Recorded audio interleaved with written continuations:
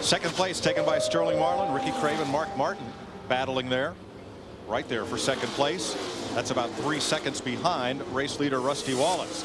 Now the Singular Wireless virtual crew chief question. Vote now from your Singular Wireless phone by sending text message FOX to phone number 191 or visit foxsports.com to vote online. Sterling Marlin has quietly moved into second place and is nibbling away at our leader. This is Michael Waltrip you're looking at in the 15 car. He's back in 29th position.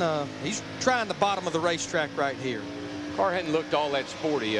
He's been all over the place trying to find some place where the car would be comfortable, and just hadn't found it. Steve Burns. Well, Darrell, you talked about how good Sterling Marlin is. It's hard to believe, but he's never won at Rockingham. Just after the last caution, Tony Glover, the team manager, said you're the fastest car on the racetrack.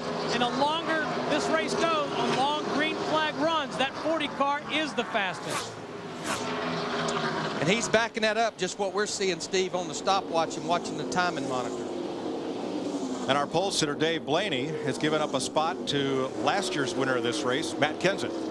In the wall, Todd Bodine, turn 2. Caution is out. One of the things that you do here, and Larry will tell you, to make the car turn, you'll start letting that air pressure down in that right front tire. The more air you let out of it, the better the car will turn, but it also can damage the tire. Well, that was a break for Kevin Harvick, because Kevin Harvick in that 29 car, he was about to go a lap down. Second caution of the day. The first one was the competition caution of lap 45 due to the lack of practice. And this is the second yellow for Todd Bodine, who has hit the wall coming out of turn 2 and now makes it all the way around onto pit road with a lot of damage to the right front. Trust me, we ran 32 laps. Pit road will be very busy. Everybody will be in for 4 tires and adjustments. That's right. Crew chiefs are hollering, close it up. These guys back here, close it up and pit next time by. Bodine with a flat tire, looks like a busted upper A-frame, and who knows what else. Lots of damage to the right front. And you talked about the troubles for Jeff Gordon earlier on pit road. He's going to have to go around Todd Bodine to get in his pit, so his pit road dilemma continues. Yeah, NASCAR official just warned the 54 crowd that there are going to be other cars coming down pit road. Probably wishes he could get out of there before they do. And the only car be left on the racetrack right now will be the pace car. Steve Burns. Mike, they'll go down half a round on that track bar for Sterling Marlin. When he gets this pits, he's got a nice shot in here. Open pit stall in front of him. Mike Atwell and Nate Kennan on the tires. Tim Shore and Trent Davis, a tire carrier. 4 tires for Sterling Marlin to Jeannie Zelasco. And Jeff Gordon has been complaining this car is pushing real bad going in. We needed an adjustment going down on the tire pressure in the right rear and 4 tires of fuel. Matt? Mark Martin already in the car, has gone a little bit to the loose side, but Mark doesn't want to adjust too much. He's afraid he's going to over-adjust it, Dick.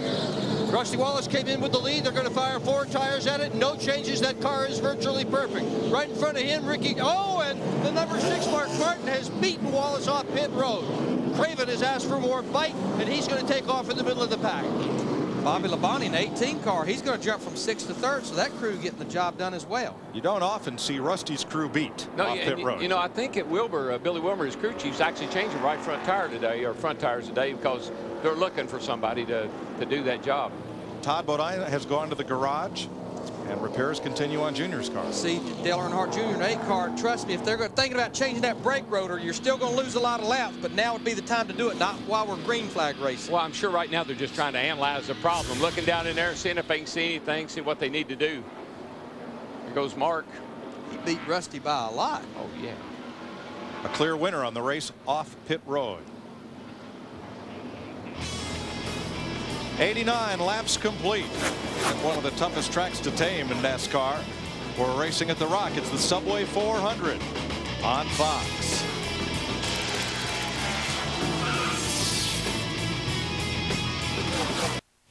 Getting set for the restart. Todd Bodine has joined Derek Cope in the garage. 41 cars will take the restart. Green, green. 39 of them on the lead lap. Led by Mark Martin, Rusty Wallace, Bobby Labonte, Kurt Busch, and Sterling Marlin. Sort of a familiar cast of characters at the front here at the Rock. And if you go behind Sterling Marlin, another familiar cast of character would be Tony Stewart in 6th. for the lead. Rusty around the outside. And Bobby Labonte in 18, he's going to try to follow Rusty around the outside of Mark Martin. Sweet. Looking good. Sweet, baby, sweet. Oh, trouble down there. Whoa.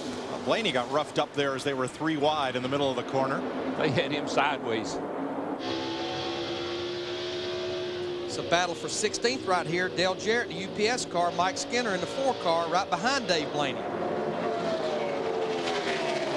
And Kurt Busch moves around his Roush Racing teammate up to 3rd place. Haven't seen Jeff Burton yet today. He is in 18th. And I tell you, that's quite a move, Mike, considering he started 38th. And remember, in qualifying the other day, leaving pit road when he looked like he went to 3rd gear, spun out and hit the wall. Paul Andrews and that group repaired that car. 43 cars back in there. I don't know if he's got damage on the fenders or what, but he's got some smoke trailing him. As he goes down in the corner, tells me it must be tires. It's John Andretti. See that left front? Boy, it shoots him right up the hill, too. And you know, again, Darrell, you build up so much air pressure on a long run here. As they expand, start them so low. Sometimes we'll see that out of a lot of cars at the beginning of a run, the air pressure builds up. Watching from Robbie Gordon, there's a little of that smoke from John Andretti. Yeah, and you guys always, you crew chiefs always saying, just be patient, it'll come to you. Well, while it's coming to me, they're going off and leaving me, buddy. Yeah, I mean, you love to let them, the further down you let them, the better it is for a long run, but sometimes you let them down so far, you give up too much in the beginning of a run. Exactly. Up front now, Rusty Wallace and Bobby Labonte has moved his Chevrolet into 2nd. Dick Berggren. And sometimes you can go faster by going easier. Bobby Labonte has changed his driving style so that he is going into the corners more easily than he was at the beginning of this race. He started in 10th. He's already up to 2nd. Going easy seems to be working well for him. And Dick, he knows how to get around this place. In the last 8 races, he has finished 3rd or better in 5 of those races. And when you overdrive this racetrack, the car just washes out. If you drive it down in the corner, you got to get on the brakes a little bit, and it'll just slide. It'll just slide up the hill. It wears out the tires much quicker that way. You just back off early and let the car roll down into the corners, we say, and pick that throttle up early, right about where he is right there. I mean, you'll make a lot better time. 14th place, you'll find Jeff Gordon. He's been battling Jamie McMurray and Mike Skinner. There you see on the Fox tracks right there, his interval up to our leader, Rusty Wallace, about 6 seconds. That's about a quarter of a lap down. He looks like he's kind of maintaining right now, maybe losing just a little bit. Jeannie? Well, things are about to get interesting, guys. Jeff Gordon just called into crew chief Robbie Loomis to let him know just how much the track has changed. Remember, the rain canceled the Busch race on Saturday, and now that the cars have been out on the track, there is finally some rubber out there on the track to change some of the handling conditions. Gordon also quick to point out, hey, guess what? Without Bodine out here, it's easier for me to get into my pits. Matt? Junior came back in one more time, Jeannie, before he went back to green. He said the car plows when he goes in the corner. In fact, he said it feels like the left rear tire is coming up off the ground. So what they did, they made an adjustment to that left rear shock. 8 sweeps out. He says the car is just very, very ill.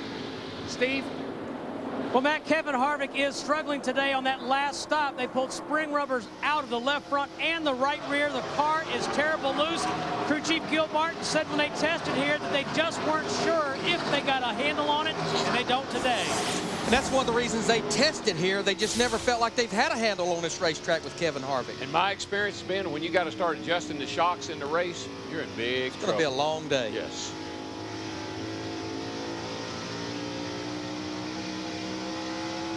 Pick up the 10th place battle. Bill Elliott, Ward Burton, Jimmy Johnson. Well, there's Jamie McMurray right there behind them. They're racing pretty dadgum hard. Jimmy Johnson started 37th. He's gained 25 positions. Those guys were a little nervous this morning. Talked to Chad Canals, his crew chief, because they were one of the teams on Friday elected to stay in qualifying trim. You see Jamie McMurray in the 42 car. I tell you what, he's this is his second Winston Cup start here. He's doing a really good job. Man, I got to tell you though, to have a teammate like he does and everything, that's got to make such a huge difference.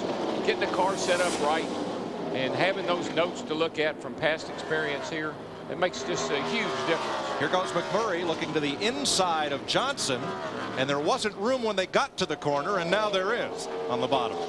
I love this racetrack. Yeah, just watching these guys run. And don't forget, Jamie McMurray won the Busch race here last fall. So he knows how to get around here, and he's doing a good job today. Do you have any Lincoln Park in your CD changer, Darrell? Not lately. Have any in your Lincoln, or where your Lincoln's parked? I ain't drove a late. I haven't driven a Lincoln lately. Uh-oh, whoa, who is that? I don't know, but he's Kenny in trouble. Wallace, 23 car. Caution That'll be is out. cautioned for the third time today at lap 107. It's Kenny Wallace back there, I think. Yeah, Yes. Against the back inside wall, guys.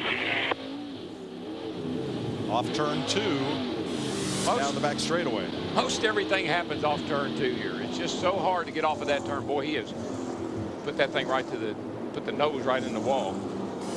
That's the world's strongest fender burner right there. He needs Big Fun or Big Show or whatever his Got name the is to right pull front those end out. wall a little bit. He got the whole front end. Might need a radiator. 10-4, take it to the garage if it's that bad. Oh no, just tell me. Come to Pier Road, come to Pier Road. Yeah, it doesn't look Keep that coming. bad. Yeah, Mike, it looks that bad. Let's ride with Kenny Wallace through turn 2.